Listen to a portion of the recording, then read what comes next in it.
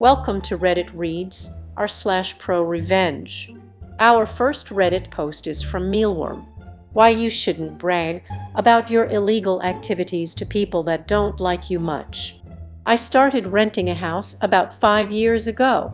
I had always lived in apartments and I was excited to finally have some space and privacy. This was ruined within the first week by my asshole neighbor, and he made my 4 years at that house miserable. He's in his late 40s or early 50s, and despite seeming like a fully functional adult, he has never lived outside of his parents' home. He spends every possible minute cleaning or admiring his truck, so he practically lives in the driveway. When he isn't bragging about some asshole move that he just pulled on someone, he is hitting on the wives and daughters of anyone on the street. I moved in during the winter and started noticing footsteps in my yard in the morning. I found out that he was walking into my yard to look in my windows and see what I was watching playing at night. I bought a simple security system and put a few cameras up, and this stopped. Then he started mowing my side yard. He would mow it the day after I did. I asked my landlord about this and was told that Mike, the creepy neighbor, considered it his property and kept arguing about the property line. It's just grass, so I let it go. If I had guests over, he would stare at them and sometimes make comments when I wasn't around to hear him. If I was in the backyard, he would have a reason to be in his backyard. If I was in the house or the front yard, he was in his driveway where he could see in my living room. If I was mowing the yard, he would get out a lawn chair and sit and watch putting it away as soon as I was done. It came to a head when I caught him sending his dog into my front yard one morning instead of letting it out into his fenced-in backyard like he normally would. I told him to stay on his side of the property line, and he said that he was going to break into my house and smash my cameras and computer. Cops were called, and he got off with a warning. Last fall, I told my landlord that I was going to move out. During the conversation, I found out that Mike was on workers' comp for an injury that he got at work, and that he was now bragging about how he was using his workers' comp checks to set up his own underfettable landscaping business. My landlord, like most of the neighborhood, doesn't really like Mike. The landlord's son and family live across the street, and Mike has hit on the wife a few times over the years and has started to try and talk. I waited for a day when he had his new work truck and trailer with his name and number on the door, and I made a video of him working on his yard and carrying 50 bags of mulch and climbing ladders. I sent videos and pictures to the fraud department of the workers' comp office. Today I just found out that he was found guilty of fraud, ordered to pay back every dollar, and may end up in jail. I am happily living in a new place that has a lot of land between me and the neighbors. This comment is from Teniskakola. Good job. Pas Kinda sounded like a psycho watching your every move. This comment is from Thmer. Disability back pay is no joke. My stepfather-in-law, super nice guy, used to be a roofer. Fell off, broke his back, literally can't stand for longer than 10 min. He was on full disability, and when that ruling came down, they also stopped physical therapy.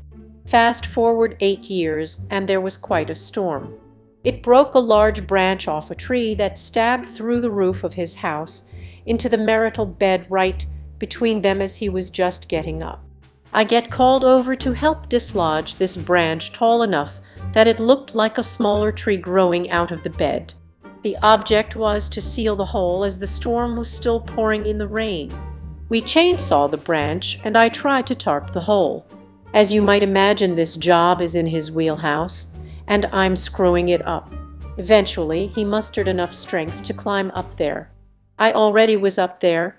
For a while he guided me from the ladder, but he was in too much pain.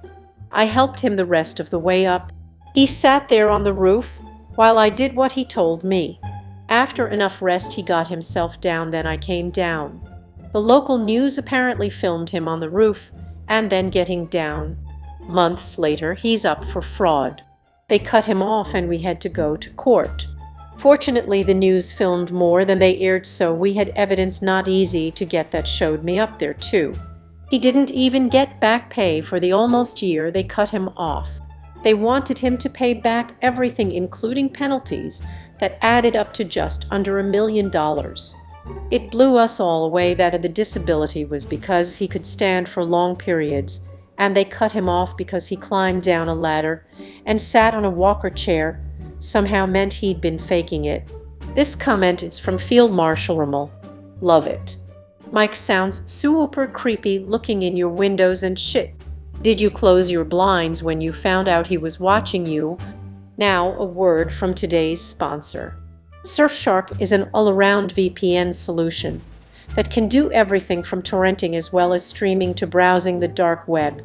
Surfshark is one of the very best all-round VPN, terrific for Netflix, torrenting, confidential browsing, as well as staying safe on public Wi-Fi. Check out Surfshark today, link is in the description. Now back to the video. Our next Reddit post is from Largetown Pizzalawyer, entitled Gossipy, which sabotaged my totally legal, romantic relationship with my former teacher, ruins her career, and runs us both out of town. How about I destroy yours and your entire family's whole life, lady? Insert obligatory throwaway account explanation. It applies. I come from a really small town. Think of the littlest, most Nottinghamshire city extended layover in your flyover state nightmares, and my hometown is even more quiet than that. Think half a mile or more between neighbors, a single main street downtown, one McDonald's, one department store, one movie theater with 3 screens, church every Sunday, everyone knows everyone else, or at least knows their business. The whole city is invested in the fortunes of the high school football team, that sort of place. Graduating class of 60. Not because the senior class was dumb. It was just a tiny high school. I didn't really fit in at school, and kind of was a loner by choice. I cringe about it now that I'm almost 26, but I was a wannabe emo-goth rocker. I still got invited to party with the other kids, not because they liked me necessarily, but because there just wasn't many people to invite. My mom baked cookies and cakes for church, and when she wasn't doing that, she cut hair in the town's one salon. My dad owned an internet cafe for a while when those were hot. Once everyone, even in our little nowhere town, got Wi-Fi, he turned it into a tax service. Business is always slow because most people did their own taxes, but he didn't really depend so much on his business.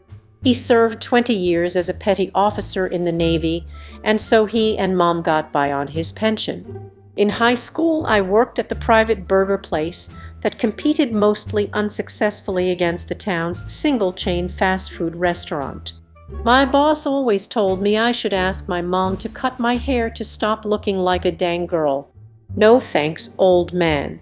So, with all this boredom everywhere, you can imagine the sensation Miss Amber Fontaine caused when the high school hired her to be the 11th and 12th grade English teacher. Miss Fontaine was of French extraction and had moved to America in her later teens to go to college in New York. She was only 24 and very beautiful. She spoke perfect English, but did so with a very pleasant accent. Obviously, all the guys loved her, and lots of women hated her. She appeared oblivious to all the attention, however, and just stuck to her job. Really, we didn't know too much about her. She mostly kept to herself. It soon became clear that she wasn't into dating any of the men our city had to offer.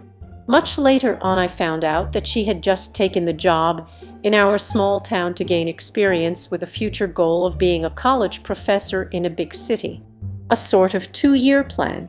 Obviously, I had a crush on her. We all did. It was and still is a small church-going town. As guys, we'd talk about how hot she was amongst ourselves. Usual locker room stuff teenage boys do, but that was it.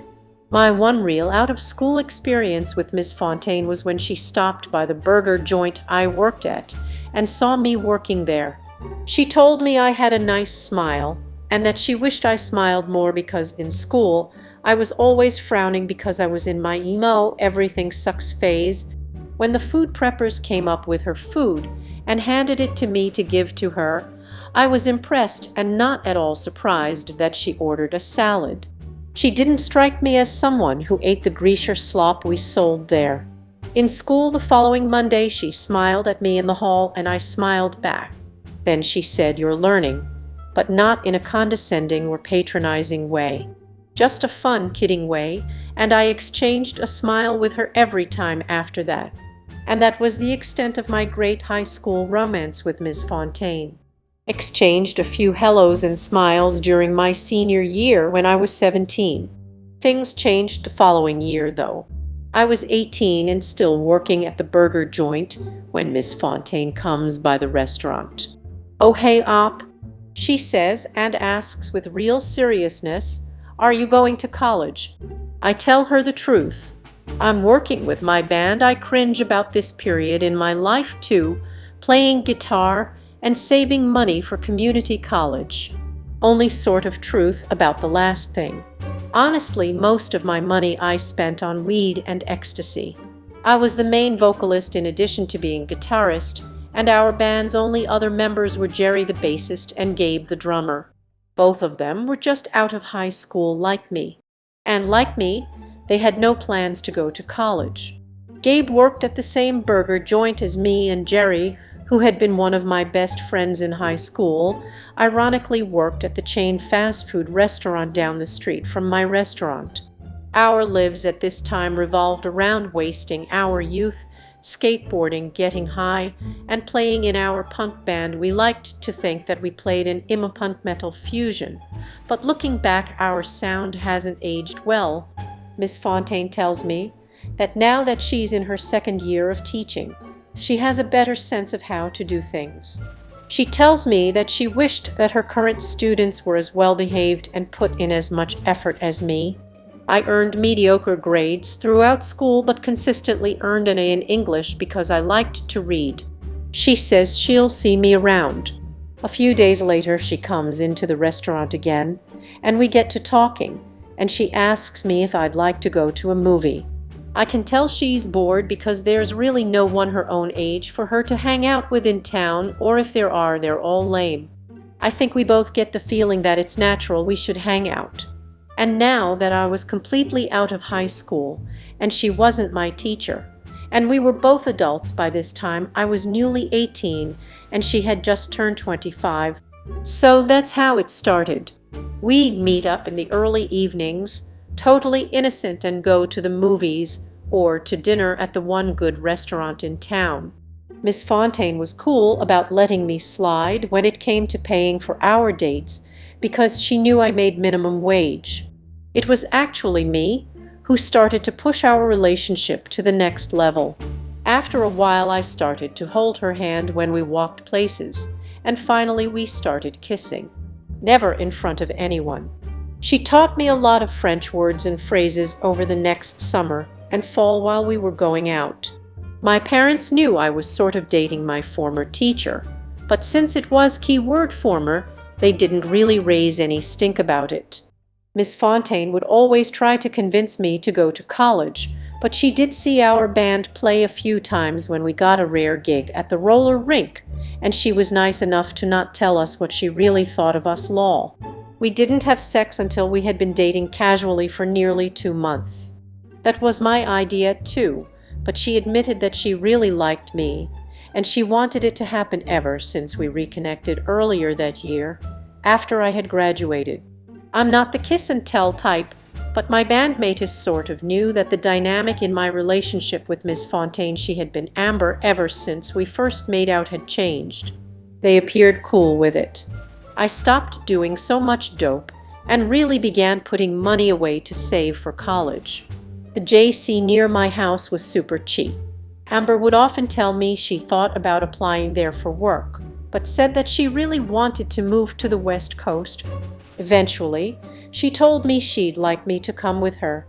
After a few months, I was in love with Amber, and she was in love with me too, she said. We didn't throw our relationship. Amber had come around the house, and my parents really liked her, and thought she was a great influence on me. I didn't exactly cut my hair, but I was neater and more presentable, and eventually I really did begin enrolling in GE classes at the local 2-year. But then things went downhill fast. Out of seemingly nowhere, Amber got called in for a meeting with the local school board. This is my secondary account of the situation, as Amber was the one there, not me. There had been reports that she was dating a former student romantically. They were talking about me, and that she was having a sexual relationship with said student when he was still a minor and still attending high school. Of course, she denied everything. Of course, they believed nothing. She had sent me a desperate text, and since ours is a small town, I think I've mentioned that a couple of times already, I was at that meeting in literally 10 minutes. I told them the truth, that I was in Miss Fontaine's class in 12th. That was all. I told the truth that we reconnected several months after graduation, and only then did we begin dating. And I was over 18.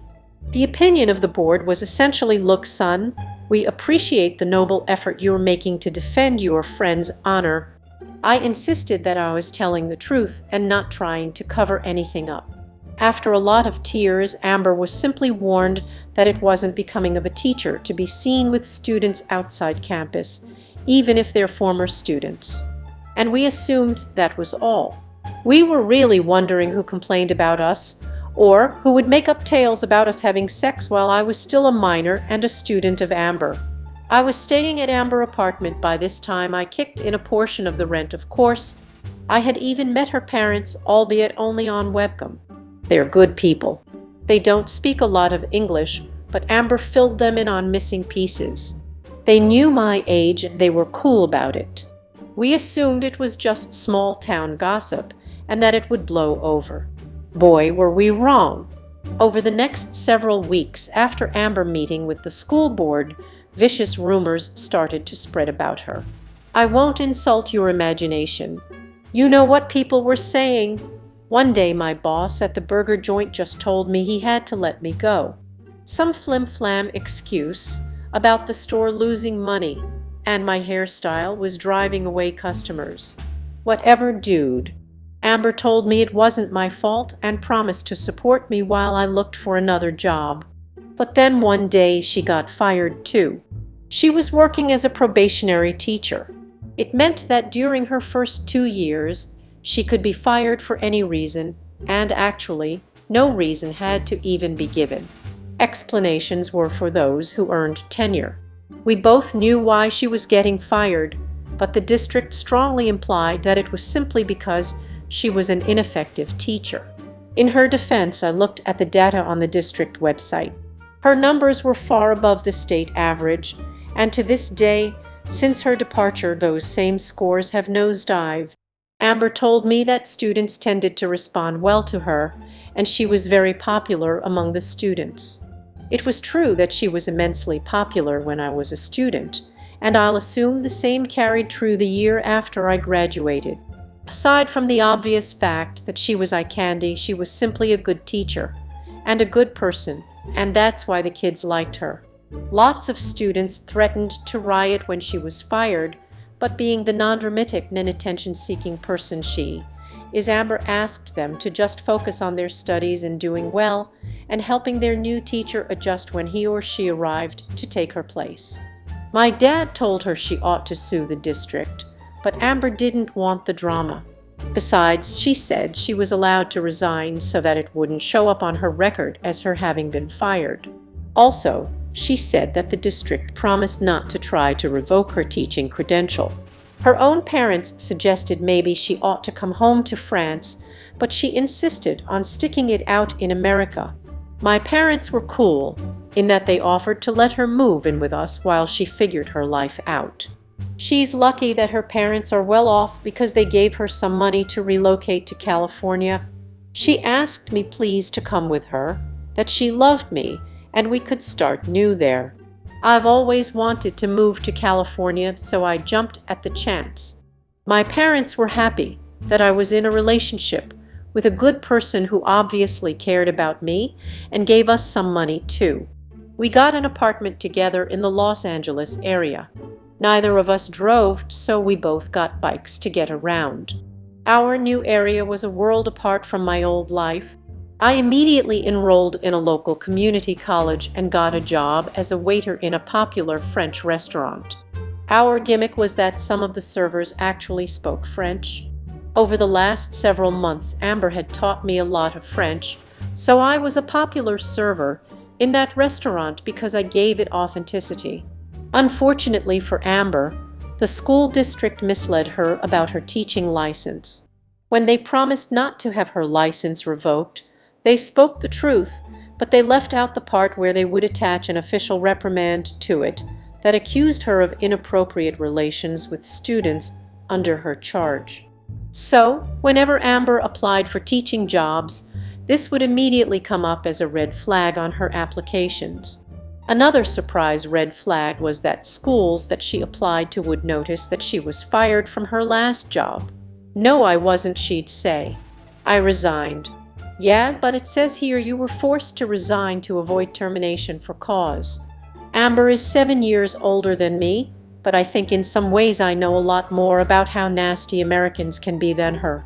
Everywhere she went, doors would slam career-wise.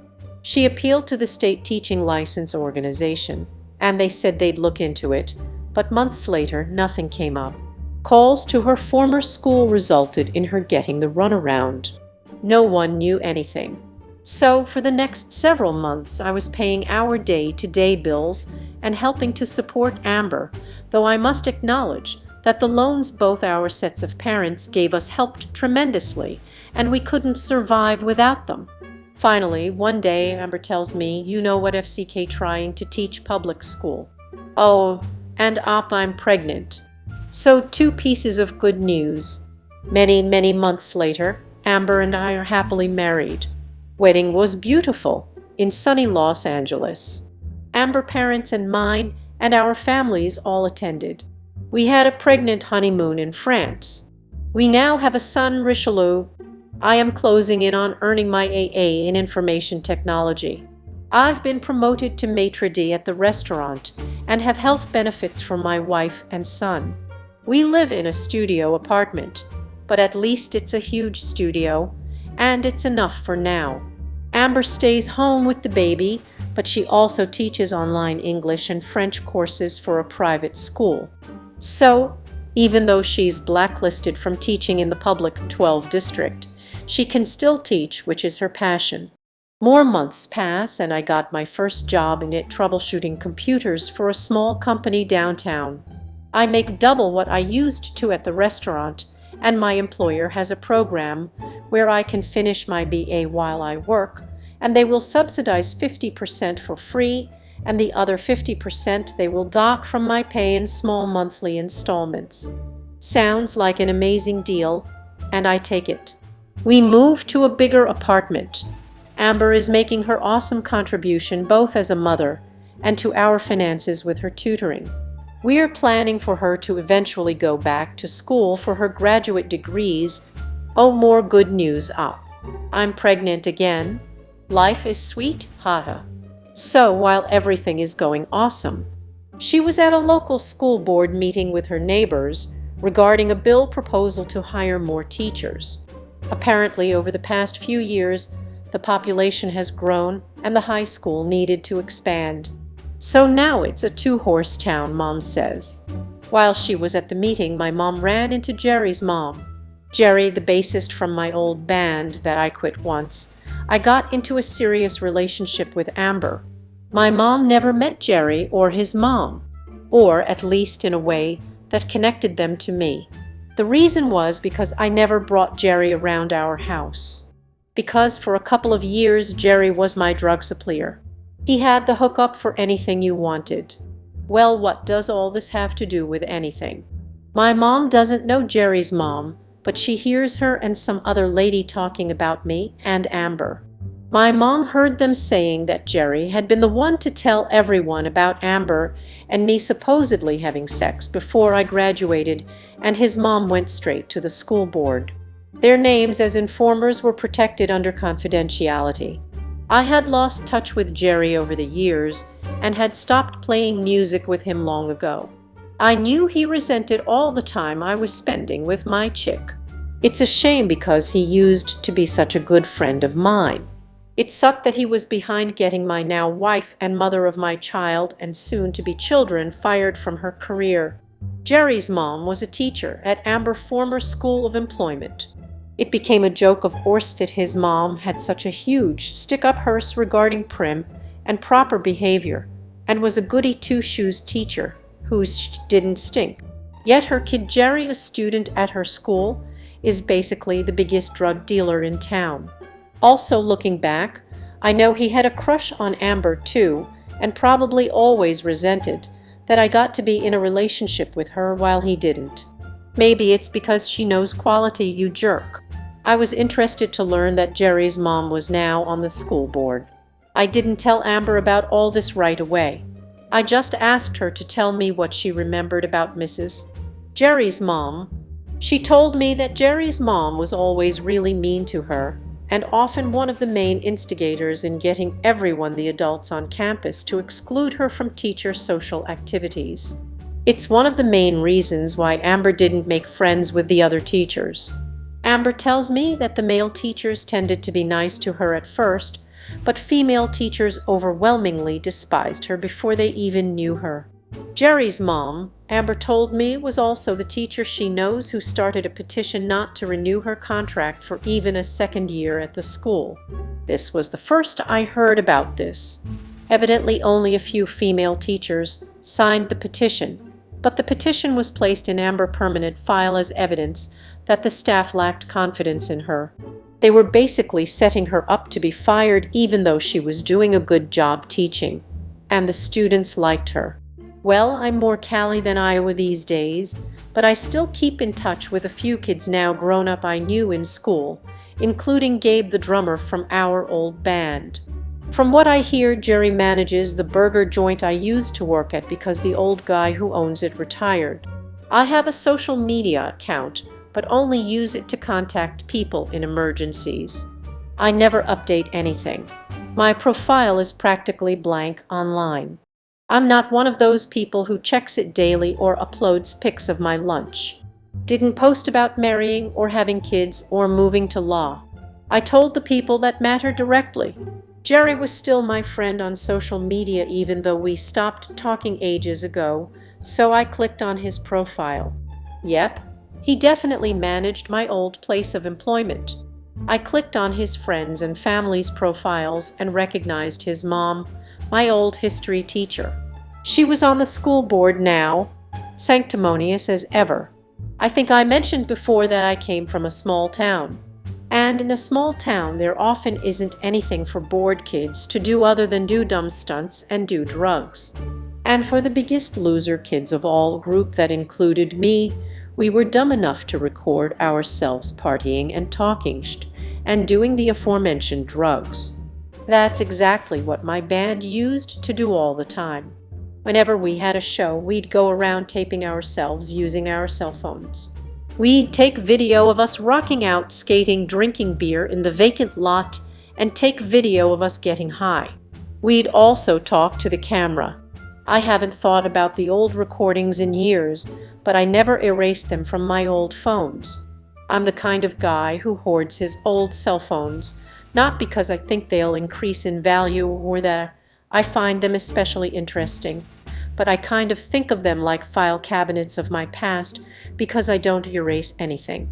Aside from phone numbers, I don't really transfer data from one phone to its successor easy as it would be. My current boss knows I used to do drugs and they don't care. In it, I'm told everyone used to get lit and many still do. I ask my wife offhand if her new job knows about what happened in our old town. She says yeah, but that they don't care about any of that. They only care that she teaches expert-level conversational French.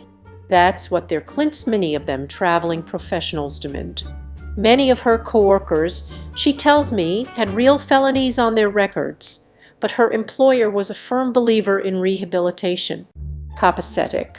So I check some of my old videos and find what I need. I have no trouble finding videos of Jerry getting high as a motherfucker. That's like practically every video.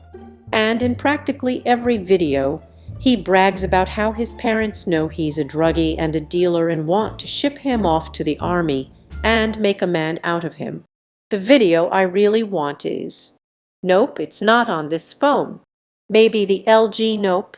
Just more of Jerry rolling on ecstasy at a rave we snuck out of state to attend when we were in 11th grade. Maybe my old Galaxy. Bingo.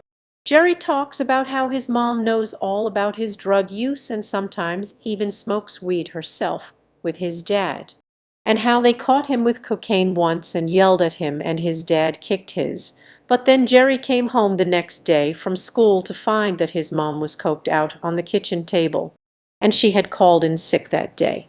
The video was time-stamped. I think that'll do. I still don't tell Amber. It would only upset her in her condition. But I asked my mom for the contact info of all the people who are on the little town's school board. I already know the school's basic email address, and I graduated not that long ago, and most of the administrators are still mid-career at my former high school. I still have their emails. I make a throwaway email account and attach all the relevant videos to it and send it to everyone that matters in town. All the teachers, the administrators, even from elementary and middle schools, the church, the pizza place, the burger joint owner, the roller rink boss, you name it, they got the files. The files where Jerry exposes himself as a coked-out drug dealer, with his mom having full knowledge of the fact, and her husband even indulging in the drugs themselves. The next day, Amber asks me, while she's feeding our son, "Honey, why are you so happy?" I tell her, and she starts crying.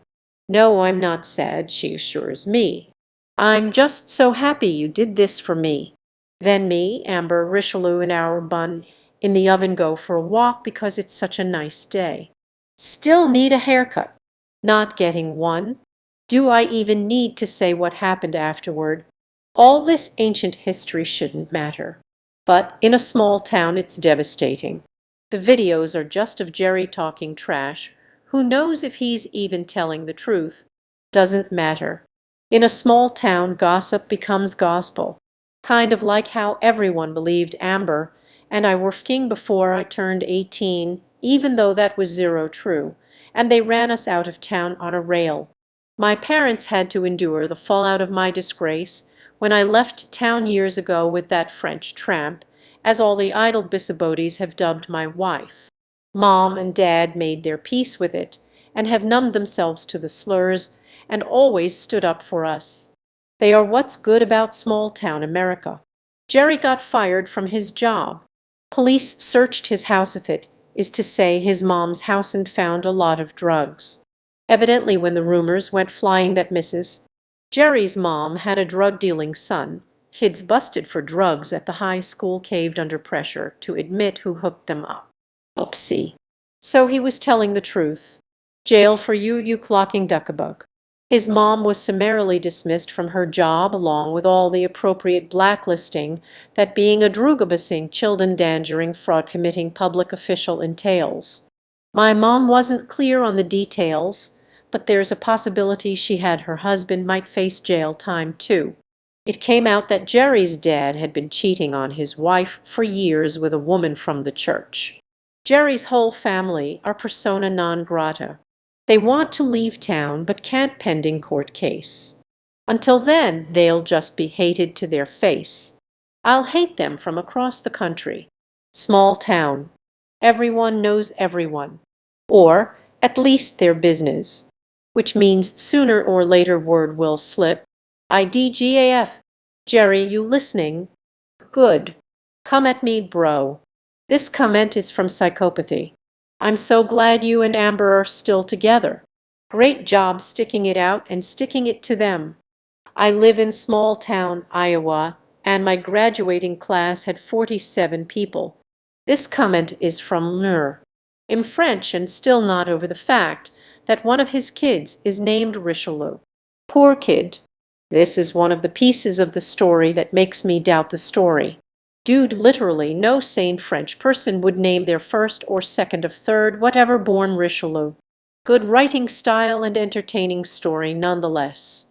This comment is from Smooth Muni. Try 18 kids in the graduating class, and that's considered a large class for my old high school. Everyone knew exactly what was happening everywhere.